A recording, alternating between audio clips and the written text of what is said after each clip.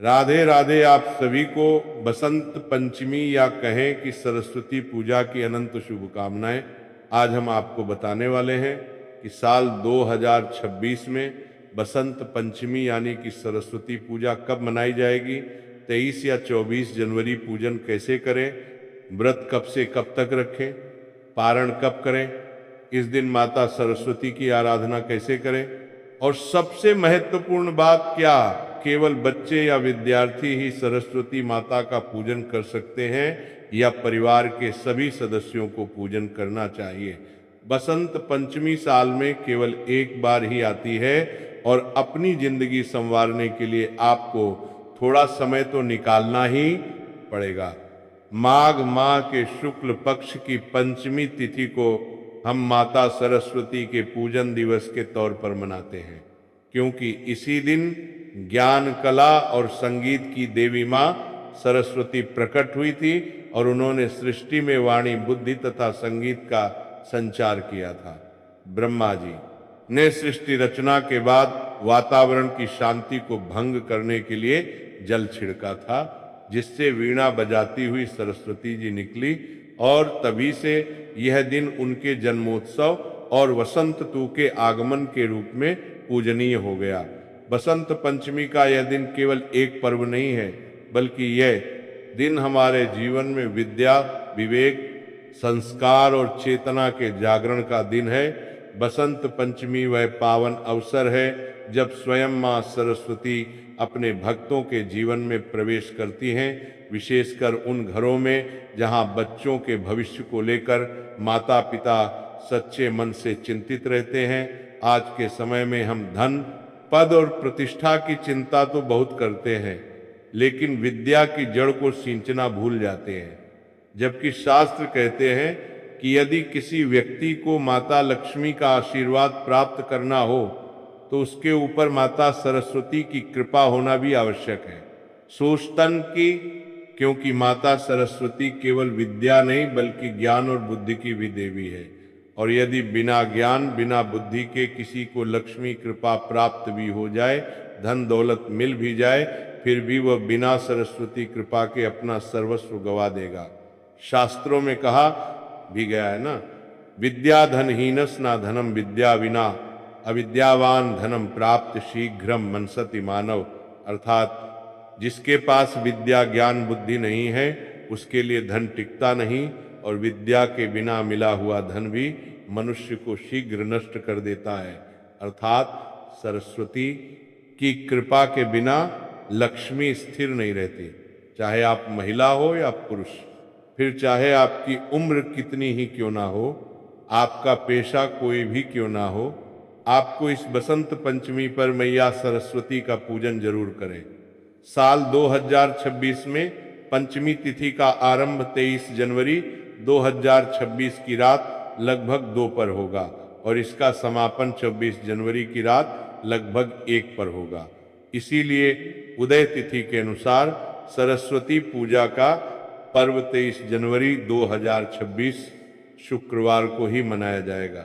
सरस्वती पूजा के लिए 23 जनवरी 2026 को प्रातः काल से ही शुभ योग बन रहे हैं। सूर्योदय के बाद का समय विशेष रूप से फलदायी माना गया है और सुबह लगभग 7 बजे के बाद से दोपहर के मध्य तक पूजा, वंदना, अक्षरारंभ और विद्यारंभ जैसे कार्य किए जा सकते हैं। हालांकि यह दिन अबूझ मुहूर्त कहलाता है, अर्थात इस दिन किसी भी शुभ कार्य के लिए पंचांग देखने की आवश्यकता नहीं होती, क्योंकि स्वयं काल भी इस दिन शुभ हो जाता है। ये समझना आवश्यक है कि बसंत पंचमी केवल बच्चों का ही नहीं बल्कि हर आयु के व्यक्ति का पर्व है, क्योंकि विद्या और बुद्धि की साधना जीवन भर चलती है।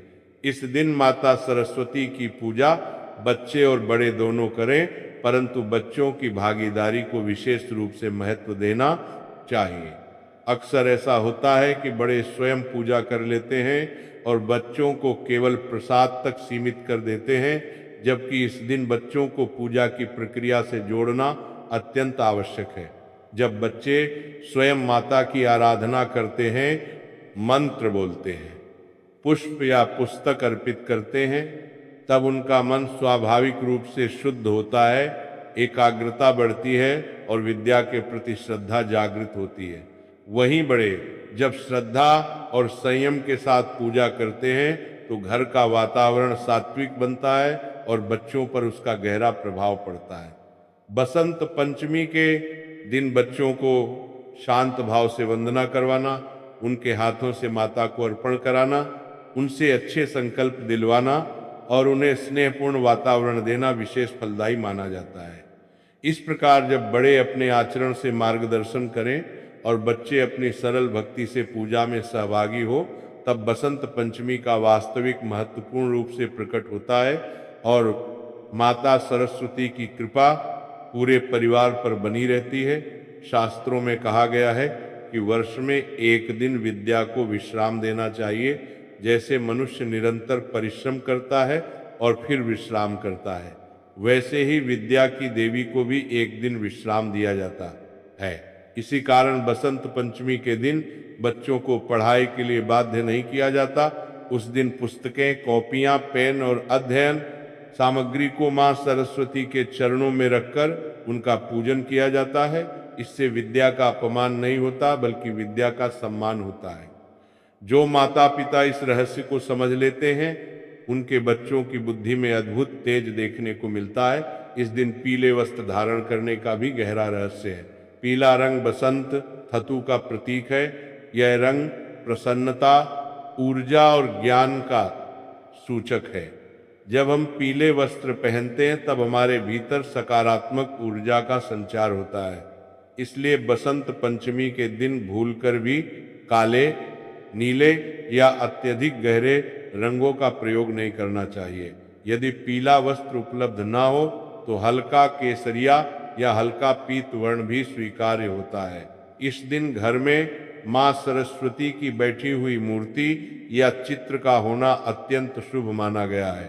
खड़ी मूर्ति घर में स्थापित नहीं की जाती क्योंकि देवी का बैठा हुआ स्वरूप स्थायित्व और शांति का प्रतीक होता है। मां सरस्वती हंस पर विराजमान होती है जो विवेक का प्रतीक है। इसका अर्थ यह है कि जीवन में हमें सार और असार का भेद समझना चाहिए। यही शिक्षा मां सरस्वती अपने भक्तों को देती है। बसंत पंचमी को कई स्थानों पर फगवा के नाम से भी जाना जाता है। इस दिन पुआ, अबीर और धान का विशेष महत्व होता है। ये केवल परंपरा नहीं बल्कि इसके पीछे भाव है। पुआ मधुरता का प्रतीक है, ईर उल्लास का और धान समृद्धि का। जब हम ये सब माँ को अर्पित करते हैं तब हम उनसे ये प्रार्थना करते हैं कि हमारे जीवन में मधुरता, आनंद और समृद्धि बनी रहे। एक और अत्यंत महत्वपूर्ण बात यह है कि यदि आपके घर में छोटे बच्चे हैं तो इस दिन उनका अन्नप्राशन विद्याम्ब या जीभ पर लिखने की परंपरा भी की जा सकती है।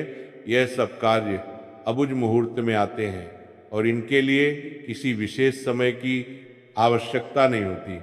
माँ सरस्वती की कृपा से बच्चे का जीवन सही दिशा में अग्रसर होता है। यदि किसी बच्चे की परीक्षा चल रही हो और पढ़ाई आवश्यक हो तो माँ से क्षमा याचना करके पुस्तक उठाई जा सकती है, लेकिन सामान्य स्थिति में इस दिन पढ़ाई से विराम देना ही श्रेष्ठ माना गया है। यह नियम भय से नहीं, श्रद्धा से निभाया जाता है। जहाँ श्रद्धा होती है वहाँ फल अवश्य मिलता है। चलिए अब हम जानते हैं बसंत पंचमी की शास्त्र प्रमाणित पूजा विधि। ध्यान रखना भक्तों, पूजा का फल सामग्री से नहीं भाव से मिलता है। अगर भाव शुद्ध है, मन निर्मल है और श्रद्धा सच्ची है तो थोड़ी सी सामग्री में भी माँ सरस्वती अत्यंत प्रसन्न हो जाती हैं। बसंत पंचमी के दिन ब्रह्म मुहूर्त में उठकर सबसे पहले स्नान करना चाहिए। यदि संभव हो तो गुनगुने जल में थोड़ा सा गंगा जल मिलाकर स्नान करें। स्नान के बाद स्वच्छ पीले वस्त्र धारण करें। यह आवश्यक नहीं कि वस्त्र नए हो, लेकिन स्वच्छ और श्रद्धा से पहने हुए हो। इसके बाद घर के पूजा स्थान को अच्छी तरह साफ करें। जहाँ माँ सरस्वती को विराजमान करना है वहाँ पीला कपड़ा बिछाएं, क्योंकि पीला रंग स्वयं बसंत और विद्या का प्रतीक है। अब माँ सरस्वती की बैठी हुई मूर्ति या चित्र को श्रद्धा से स्थापित करें। मूर्ति या चित्र के सामने दीपक जलाएं। दीपक अंधकार से प्रकाश की ओर ले जाने का प्रतीक है। ठीक है। वैसे ही जैसे विद्या अज्ञान से ज्ञान की ओर ले जाती है, दीपक जलाते समय मन में यह भावना रखें कि माँ हमारे जीवन के अज्ञान का अंधकार दूर करें।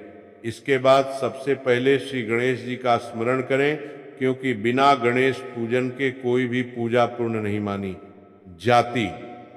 मन ही मन गण गणप नमा का स्मरण करें और प्रार्थना करें कि यह पूजा निर्विघ्न संपन्न हो। फिर माँ सरस्वती का ध्यान करें। आंखें बंद करके कल्पना करें कि श्वेत वस्त्र धारण किए, वीणा धारण किए, हंस पर विराजमान माँ सरस्वती आपके सामने बैठी हैं और करुणा से आपकी ओर देख रही हैं। अब माँ को पीले पुष्प अर्पित करें। इसके बाद चंदन का तिलक लगाएं, अक्षत अर्पित करें और धूप अगरबत्ती दिखाएं। धूप का धुआं वातावरण को शुद्ध करता है और मन को स्थिर करता है। इस समय घर में किसी प्रकार का शोर नहीं होना चाहिए। विशेष रूप से बच्चों को शांत भाव से पूजा में सम्मिलित करें। अब भोग की बात आती है। बसंत पंचमी के दिन पुआ का विशेष महत्व बताया गया है। पुआ चाहे मैदे का हो, सूजी का हो या आटे का, लेकिन श्रद्धा से बना होना चाहिए। इसके साथ माँ को अबीर, धान, नारियल और विशेष रूप से बेर का भोग जरूर अर्पित करें। शास्त्रों में कहा गया है कि सरस्वती माता को बेर अत्यंत प्रिय है। जैसे गणेश जी को मोदक प्रिय है, वैसे ही सरस्वती माता को बेर प्रिय है। यदि बेर उपलब्ध हो जाए तो अवश्य अर्पित करें, भले ही 2 या 4 ही क्यों ना हो। इसके बाद बच्चों की पुस्तकें, कॉपियाँ, पेन, पेंसिल और यदि कोई वाद्य यंत्र हो तो उसे भी माँ के चरणों में रखें। यह केवल एक परंपरा नहीं है, बल्कि यह भाव है कि हम अपनी विद्या, अपनी कला और अपनी बुद्धि माँ को समर्पित कर रहे हैं। बच्चों से यह सब करवाना श्रेष्ठ माना गया है, क्योंकि यह पर्व उन्हीं का है। अब माँ सरस्वती के मंत्र का जाप करें। हे सरस्वती नमः। इस मंत्र का जाप जितना हो सके उतना करें। यह बीज मंत्र है और बुद्धि को जागृत करता है। जाप करते समय आंखें बंद रखें और मन को स्थिर रखें। कोई जल्दबाजी ना करें। यह समय माँ से संवाद का समय है। इसके बाद सरस्वती वंदना या कोई भी स्तुति श्रद्धा से करें। स्वर मधुर हो या ना हो, इससे फर्क नहीं पड़ता। भाव शुद्ध होना चाहिए। माँ सरस्वती भाव की देवी हैं। जब आप हाथ जोड़कर उनसे अपने बच्चों के उज्जवल भविष्य की प्रार्थना करते हैं तो वह प्रार्थना कभी व्यर्थ नहीं जाती। पूजा के बाद माँ की आरती करें। आरती के समय सभी घर वाले एकत्र हो, बच्चों को आगे रखें। आरती के बाद प्रसाद वितरित करें। ध्यान रखें कि प्रसाद सबसे पहले बच्चों को ही मिले, क्योंकि यही इस पर्व का वास्तविक उद्देश्य है। अब बात करते हैं उन कार्यों की जो बसंत पंचमी के दिन आपको भूलवश भी नहीं करनी चाहिए, क्योंकि इन कार्यों को करने से माता सरस्वती आपसे बेहद रुष्ट हो सकती है। इस दिन बच्चों को डांटना नहीं चाहिए, उन्हें पढ़ाई के लिए मजबूर नहीं करना चाहिए। यह दिन विद्या को विश्राम देने का दिन है। पुस्तकें पूजा के बाद सम्मान से एक स्थान पर रखी जानी चाहिए। उन्हें जमीन पर नहीं फेंकना चाहिए। किसी भी प्रकार की नकारात्मक बात, झगड़ा या अपशब्दों से बचना चाहिए। यदि कोई महिला उस दिन रजस्वला अवस्था में हो, वह माँ को स्पर्श ना करें, लेकिन मन ही मन श्रद्धा रख सकती है। फल और रेडीमेड भोग परिवार के अन्य सदस्यों द्वारा माता के श्री चरणों में अर्पित करवाया जा सकता है। इसमें कोई दोष नहीं है। बसंत पंचमी का पर्व हमें यह सिखाता है कि जीवन में केवल धन नहीं, बल्कि विद्या, विवेक और संस्कार सबसे बड़ा धन है। जिन घरों में माँ सरस्वती का वास होता है, जो भार को खत्ता, वहाँ अज्ञान, कलह और अविवेक टिक नहीं पाते। अंत में माँ सरस्वती से हाथ जोड़कर यही प्रार्थना करें कि हे माँ, हमारे